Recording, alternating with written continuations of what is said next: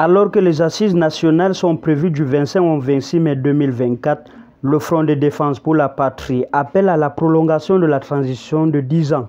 Le FDP propose 10 ans de prolongation de la transition en reconnaissance des avancées réalisées et des défis persistants. Selon le FDP, il est impératif d'envisager la prolongation de la période de transition afin de permettre au président Traoré de poursuivre ses actions et ses engagements en cours pour le bien-être de tous les Burkinabés. D'ailleurs, le FDP appelle la population à sortir massivement pour assister à ces assises car la continuité est essentielle pour consolider les acquis, approfondir la réforme et garantir un avenir stable et prospère pour la nation. Le FDP invite le peuple burkinabé à faire preuve de patriotisme et de détermination. Les assises doivent se dérouler dans un climat de sérénité et de respect mutuel.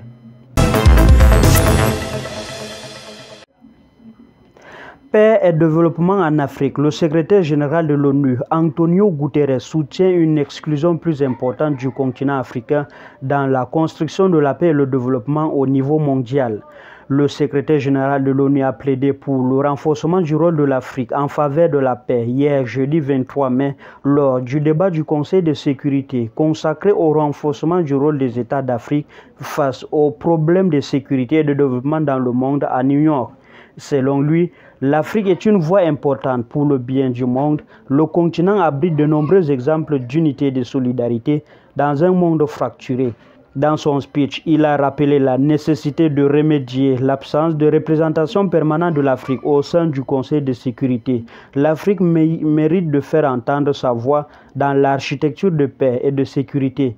Mais la voix de l'Afrique ne peut être entendue que si les pays africains peuvent participer aux structures de gouvernance mondiale sur un pied d'égalité, proclame le secrétaire général de l'ONU.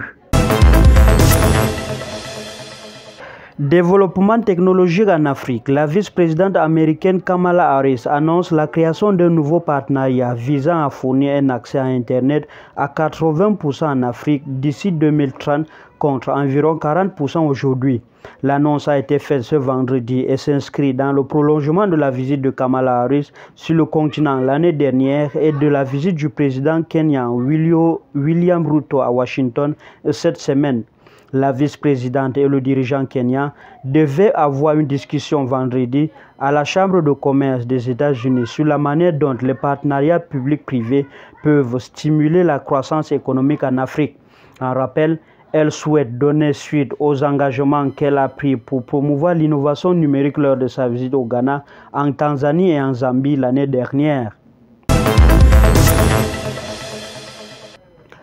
La Cour internationale de justice ordonne à Israël de mettre fin au génocide à Rafah.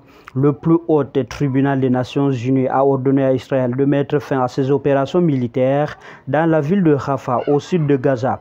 Le massacre au sud de Gaza s'est accentué ces derniers jours et la situation humanitaire est désastreuse.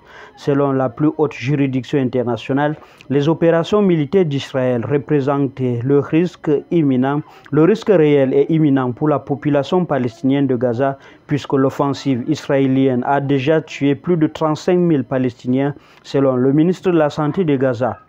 La Cour ordonne par ailleurs à Israël de maintenir ouvert le point de passage de Rafah afin de permettre la fourniture sans entrave des services de base et de l'aide humanitaire.